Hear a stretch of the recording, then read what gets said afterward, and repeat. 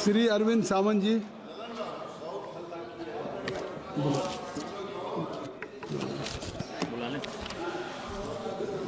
माननीय chairman sir, संविधान सम्मान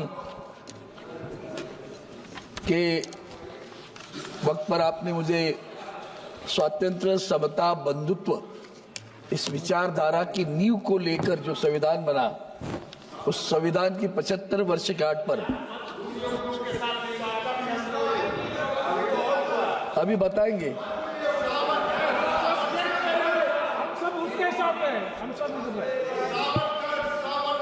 अमृत महोत्सव पर मैं मेरे विचार व्यक्त करने के लिए खड़ा हूं। आपने मुझे अनुमति दी, इसके लिए शुरू में धन्यवाद। सभापति महोदय, आज इस संविधान का सही सम्मान हो रहा है क्या? अभी हमारे मित्र पुरानी सारी यादें बता रहे थे। इसका मतलब ये नहीं कि उन्होंने गलती की तो हमें गलती करने का अधिकार मिल रहा है। जब आप समर्थन करते हो ऐसी चीजों का, तो वो लगता है कि आप ही सोचते हो कि चलो उन्होंने गलती की, हम भी थोड़ी कर ले, तो उसमें कौन सी बड़ी बात है। डॉक्टर बाबा साहब अम्बेडकर जी ने उस वक्त जो कहा था ना, 25 नवंबर 1949, उस वक्त उन्होंने जो संविधान की सभा में भाषण किया, उस भाषण के 2-3 पंक्तियां मैं जानबूझकर आपके लिए पढ़ रहा हूं। संविधान चाहे जितना भी अच्छा हो, यदि उसे कार्यान्वित करने वाले लोग बुरे हैं तो निस्संदेह बुरा हो जाता है। संविधान का क्रियाकरण पूर्णतया संविधान के प्रकार पर निर्भर नहीं करता है।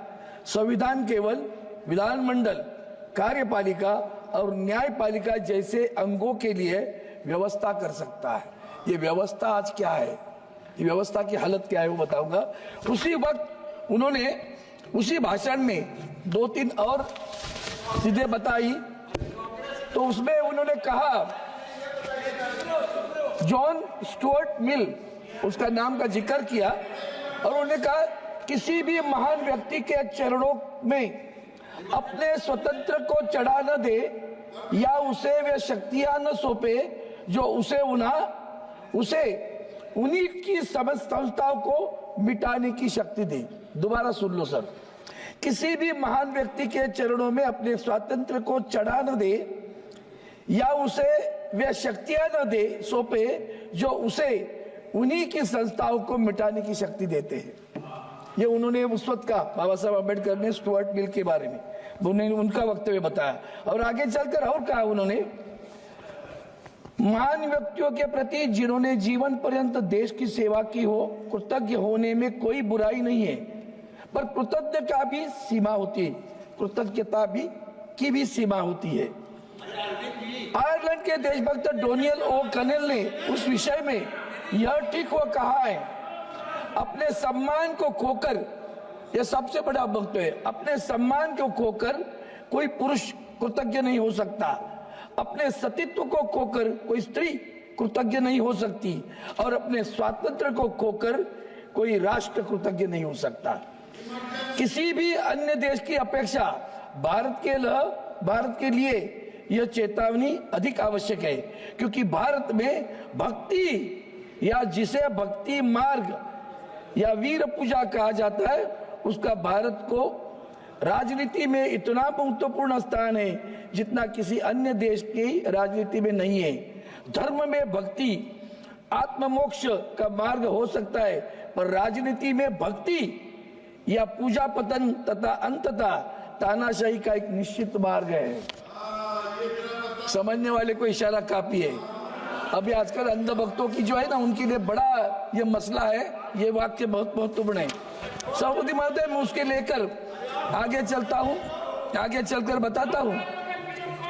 आता हूँ। आपने जो कुछ बताया ना, एक मिनट सर, भक्ति पद से थोड़ा कर्तव्य संविधान में मैंने जब कहा ना, तो मुझे टिक्का टिप्पणी भी नहीं, सत्यता बता रहा हूँ।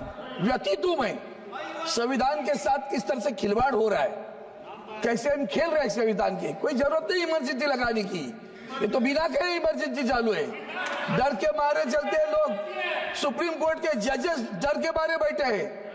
भूलो मत, 4 जजेस बाहर आए थे, अनशन पे बैठे थे और कह रहे थे ये सरकार हमारे ऊपर अन्याय कर रही है। याद है, ये ना भूलना। वो भी याद दिला देता हूं। आर्टिकल 10, सभापति महोदय, आर्टिकल 10 में क्या कहा? आर्टिकल 10 में ऐसा कहा है कि किसी भी, क्यों डिफेक्शन लॉ लाया था भाई?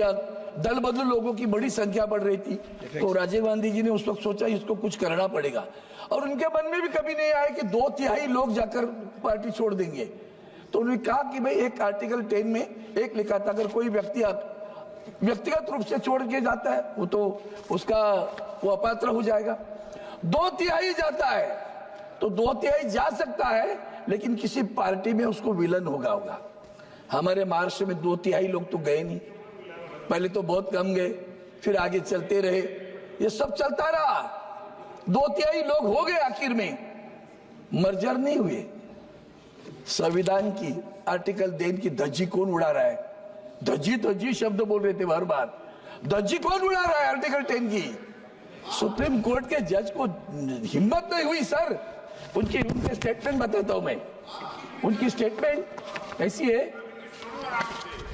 रुको मैं चीफ जस्टिस ऑफ इंडिया की स्टेटमेंट बताता हूं। उनका कहना है, CJ Chandrachud highlighted that if the disqualification proceedings against the Shinde faction are not carried out, the entire goal of the 10th schedule will be defeated. Who says it? Supreme court के जज चंद्रचूड़ साहब। उसके आगे क्या कहते हैं और भी कहता हूं, the governor cannot impart legitimacy to a defecting faction of a political party by enabling them to form a government through unconstitutional means. संविधान मना रहे हम, सम्मान। चीफ जस्टिस कह रहा है, the governor cannot impact legitimacy to a defective faction of a political party by enabling them to form a government through an unconstitutional means. Further, being an executive appointee, the governor has no role to play a legislative issue. Nawab Rebia case में हुआ था, वहां न्याय मिला, यहां नहीं मिला। महाराष्ट्र की जो चुनाव की नींव है ना, वो यहां से शुरू हुई है। The governor cannot direct the house of the legislature to hold a floor test. Instead, members of the house must move a motion of no confidence. Members defecting from a political party cannot escape the consequences of the defection merely on the technicality. The purpose of the 10th schedule preventing the constitutional sin of defection must be fulfilled. Who said it? The Chief Justice of the India. हुआ क्या महाराष्ट्र में? क्या हुआ आप ही बताओ, सब जानते हो। संविधान का आदर्श रखा गया क्या? सर सबसे बड़ी बात है कार्यकाल की बात है। अभी जब यह केस दाखिल हुआ तो जो सरकार वहां असंवैधानिक रूप से बिठाई थी उसको काम करने दे दिया। सब unconstitutional, he made stricture, number of strictures he made. This is unconstitutional, this is unconstitutional, but giving oath is a constitutional. The chief minister was given a oath, and then the government functioned. अब government चालू हुआ, case का निर्णय कब लगना चाहिए? 2-2.5 वर्ष के समय में, जब तक उनका कार्यकाल नहीं समाप्त होता है तब तक लगना चाहिए। नहीं लगा, उन्होंने स्पीकर को भेज दिया। स्पीकर किसका था? क्या निर्णय दिया? ना इनको डिस्क्वालीफाई किया, ना उनको डिस्क्वालीफाई किया। सुप्रीम कोर्ट के निर्णय का क्या हुआ? कहाँ है संविधान? कहाँ है उसका सम्मान? कहाँ है उसका आदर भाव? कहाँ है डॉक्टर बाबा साहेब आंबेडकर जी का आदर भाव? आदर भाव नहीं है सभापति महोदय। सभापति महोदय, गवर्नर साहब, ये इनका जो गवर्नर साहब के बारे में भी बताओ, तो संविधान की बात करते हो। अब हम देख रहे बिल पास किए जाते हैं। हमारे महाराष्ट्र में आदरणीय उद्धव जी ठाकरे साहब मुख्यमंत्री थे, तब एक बिल पास किया। वो मुंबई के चालों के बारे में 500 स्क्वायर फुट के लिए नो प्रॉपर्टी टैक्स करके था। बिल पास हुआ, विधानसभा में हुआ, विधान परिषद में हुआ, राज्यपाल ने साइन की, यहां पड़ा राष्ट्रपति महोदय के पास। तब तक नहीं मंजूर हुआ जब तक वहां सरकार नहीं गिरी। सब जिस दिन उद्धव जी ठाकरे साहब मुख्यमंत्री पद से गए, उसके 8 दिन के अंदर महामहिम राष्ट्रपति के अंतिम दिनों में उसके ऊपर स्वाक्षरी हुई। संविधान का सम्मान। शक्ति कायदा कानून पास किया, शक्ति कानून नारियों के लिए पढ़ा है, अभी भी विधानसभा में पास हुआ, विधान परिषद में पास हुआ, महामहिम राज्यपाल ने स्वाक्षरी की, अब पढ़ा है। यह बिल पास करने के बाद कितने दिन मतलब कितने महीने राज्यपाल रख सकते? तमिलनाडु के लोग भुगत रहे, वो हम भी भुगत रहे, हमने देखा है। कोई पाबंदी है? मन मर्जी नॉमिनेशन होते हैं 12, जैसे यहां भी होते राज्यसभा में महामहिम राष्ट्रपति के अनुसार 12 लोगों को वहां भी नाम निर्वाचित किए जाते, नामनियुक्त किया जाते। 12 लोगों को नाम दिया गया राज्य की सरकार ने। इस राज्यपाल कहां से बिठा है? कौन बिठाता है राज्यपाल महोदय को? वह बैठे 12 लोगों की नाम सूची देने के बावजूद भी अंत तक 2.5 बरस तक राज्यपाल महोदय ने साइन नहीं की, और अभी 7 लोगों की साइन करके भेजे। ये तुम्हारे संविधान का सम्मान है। सभापति महोदय, कोर्ट में मुझे तो कभी कभी लगता है कि न्यायपालिका स्वतंत्र रही है क्या? डरपोक लोग बैठे हैं वहां, पूरे डरपोक लोग हैं। वो चंद्रचूड़ साहब ने तो आग लगा दी, अभी बाकी लोग भी है। एक न्यायपालिका, मुझे कमाल लगता है कि एक जज, हाईकोर्ट का जज, एक दिन में इस्तीफा देता है, दूसरे दिन किसी पार्टी को ज्वाइन करता है, तीसरे दिन संसद चुनाव लड़ता है, चौथे दिन सांसद बन के आता है। कूलिंग पीरियड भी नहीं क्या?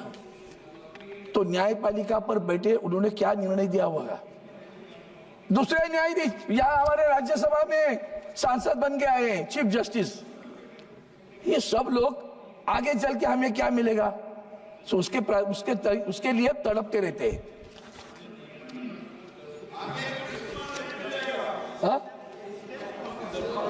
आवाज नहीं आ रही अब क्या? हाँ। पूरे सिस्टम को आप डरपोक बता रहा है न्यायपालिका को। तो आप थोड़ा सा इसको सिस्टम बता मतलब दीजिए। पूरा सिस्टम को कर रहे हैं ना सर? नहीं। आप बताओ, बताइए। ईडी के कार्रवाई लेता हो, चलो सिस्टम की बात करते हो ना। ईडी ने कार्रवाई की, लोगों को सीधा ब्लैकमेल करके। ये सरकार कितने गिराए इन्होंने? जैसे गोवा में क्या हुआ, महाराष्ट्र में क्या हुआ, अन्य राज्यों में क्या हुआ, अन्य बहुत सारे राज्यों में ईडी की सहायता से नहीं, ईडी ने जिनको हिरासत में लिया, आगे चलकर कोर्ट ने क्या कहा पता है? हमारे संजय राउत साहब 100 दिन थे, क्या कहा? इस केस में कुछ दम नहीं है। अरे केस ही नहीं है, 100 दिन जेल में। वो शाहरुख खान का बेटा, वो आर्य खान, वो दिन 8, 10, 15, 20 दिन जेल में। अरे क्या ईडी का चल रहा है? संविधान का सम्मान, वाह वाह वाह वाह, क्या संविधान का सम्मान हो रहा है सर। मैं आपको और दूसरे उदाहरण देता हूँ, ईडी कैसे करती है। उसके बाद में हमारे लेबर से आज हमारे कर्मचारी बेरोजगार, कितनी बेरोजगारी बढ़ी। All PSUs have been destroyed, ध्वस्त कर दिया सभी सार्वजनिक उद्यमों को। नौकरियां कहाँ हैं? अब नौकरियां सरकारी नहीं और PSUs में नहीं रही तो आरक्षण कहाँ रहेगा? प्राइवेट में सभी कॉन्ट्रैक्टर फिक्स टर्म 2 बरस के लिए नौकरी लगेगी, ये आंकड़ा देंगे, रोजगार हो गया। और एम्प्लॉयड एक्सचेंज को बर्बाद कर दिया। एम्प्लॉयड एक्सचेंज एक्ट आज भी है, उसको रिपील नहीं किया है, इनको नहीं पता, तो बस वो चल रहा है। लोग बेरोजगार घूम रहे, नौकरी नहीं है, रोजगार नहीं है। काय का रोजगार है? रोजगार अभी अपने देश से कितने बच्चे बाहर क्यों जा रहे हैं? कभी सोचा इसका? क्यों जाते हैं हमारे बच्चे बाहर? पढ़ाई के लिए जा रहे, जॉब के लिए जा रहे। आज सुबह वो सारे जो विषय आ रहे, खास करके मिडिल ईस्ट में, वहां जाके या थाईलैंड में जाकर, थाईलैंड में जाकर सीधा जेल में भेज देते। इतना डर लग रहा है वो। ये सब जो हो रहा है, क्यों जा रहे हैं? Because there is no job in India, no permanent job. और जॉब है तो भी आप अगर इंजीनियर हो तो उसको कहेंगे 10,000 में काम करो, तो उसकी शिक्षा का क्या होगा? अवमूल्यन हो रहा है सब। इसलिए मैं कह रहा हूं सर, ये प्राइवेटाइजेशन जो चल रहा है उसकी वजह से हाल ही में और बताता हूं, उसमें भी डिस्क्रिमिनेशन बहुत है। स्टाफ सिलेक्शन कमीशन, मेरा तो आपसे, आपके जरिए सरकार को भी कहना है कि भैया सन्स ऑफ द सॉइल, अगर उत्तर प्रदेश में भर्ती है तो वहां की रेल में अगर भर्ती होने वाली है, वहां कुछ कारखाना होने वाला है, तो उत्तर प्रदेश की हमारी जो लोग हैं, वहां के भूमिपुत्र है, उन बच्चों को पहले प्राथमिकता दी जाए। 20% और टेक्निकल जॉब है, इंजीनियरिंग का जॉब है, अलग समझता हूं। तो क्लास 3, क्लास 4 पानी देने का प्यून भी वहां से आएगा, इधर उधर से आएगा, वो भी नहीं मिलता क्या अपने राज्य में? हमारे महाराष्ट्र में सर स्टाफ सिलेक्शन कमीशन की अभी नौकर भर्ती हुई, 1200 लोग भरे, 1200 में से 3 लोग महाराष्ट्र से है। और कहेंगे लोग बैठे नहीं एग्जाम को, सब डाउटफुल है, सब डाउटफुल। इतना मतलब किसी की क्षमता नहीं महाराष्ट्र में। तो ये जो चल रहा है उसके ऊपर भी आपको ध्यान देना पड़ा। कानून ऐसे बनाए, सब कानून बड़े अमीरों के लिए, इंडस्ट्रियलिस्ट के लिए, गरीबों का कोई सुरक्षा नहीं सर। नौकरी की सुरक्षा गई, सभी जगह कॉन्ट्रैक्ट लेबर चल रहे, फिक्स टर्म लेबर चल रहे। अभी आप सोचिए, पक्का घर आप दे रहे हैं, पक्का घर में माननीय गिरिजा से आप ही बताओ कि आप हमारे दोस्तों कितने पैसे सरकार के मिलते हैं बताओ पक्का घर करने के लिए। और एक गरीब 2.5 लाख 1.5 लाख बराबर है, 1.5 लाख में घर होता है नहीं ना। अगर 1.5 लाख में घर नहीं होता, जो भी 1.5 लाख 2 लाख, चलो 2 लाख में घर बनता। अभी वो कॉन्ट्रैक्ट लेबर है, वो बैंक में वही तो 1.5 लाख से वो बैंक में अगर जाए और कहे मुझे पक्का घर बनाना है, मेरे घर की कीमत गांव की, जा हमने मुंबई शहर की नहीं बात करते, गांव की बात करते, चलो 8-10 लाख रुपए लगने वाले हैं, उसको कौन कर्जा देगा? क्या करते हो भाई? नौकरी करता हूँ, कॉन्ट्रैक्ट लेबर हूँ, कॉन्ट्रैक्ट लेबर को कर्जा मिलेगा? कौन देता है? दे दीजिए सब लेबर को कर्जा मिलेगा। सर ये ध्वस्त हो रहा है इसलिए व्यवस्था ध्वस्त। उन्होंने जो शब्द प्रयोग किया ना, न्यायपालिका विधायिका, ये व्यवस्था है, व्यवस्था ध्वस्त कर रही है, इसलिए मैं आपके बारे में सामने बता रहा हूँ। सर दूसरी बात है, आगे चलकर उन्होंने नारी वंदना की बात की, मणिपुर की बात, नारी की वंदना हो रही क्या सर? 15 दिन हुए होंगे, 20 दिन, एक आदिवासी महिला को जिंदा जलाया, अत्याचार, पहले अत्याचार किए फिर जिंदा जलाया। अगर वही राज्य कोई दूसरा होता तो क्या होता? राष्ट्रपति का शासन नहीं लगता? शासन लगता ना। 2 मिनट सर, खत्म ही कर रहा हूँ, 1-2-3 वाक्य है, नहीं लगता? आज भी हमें दर्द नहीं होता कि महिलाओं पे इतने अत्याचार हो रहे? संविधान का सम्मान, नारी की वंदना। अभी रही हमारे संविधान ने दिया हुआ महापालिका चुनाव, सर हमारे महाराष्ट्र में 4 वर्ष हुए, महापालिका के चुनाव नहीं हो रहे, जिला परिषद के चुनाव नहीं हो रहे, संविधान का सम्मान हो रहा है। इसलिए मैं आपसे विनती करता हूँ, इसलिए आखिर इतना ही कहूंगा, क्या हम लोग स्वातंत्र, समता, बंधुत्व, एक वाक्य है सर, समता और बंधुत्व है? अभी समता है, कटेंगे तो बटेंगे, ये आपका समता का विचार है, बंधुत्व का विचार है। इसलिए मैं आपको कहता हूँ, सर कटा सकते हैं लेकिन सर झुका सकते नहीं, अपने आजादी को हम हरगिज मिटा दे सकते नहीं। यही हम कहते। धन्यवाद सर। आदरणीय सदस्य भर्तृहरि मेहताब जी।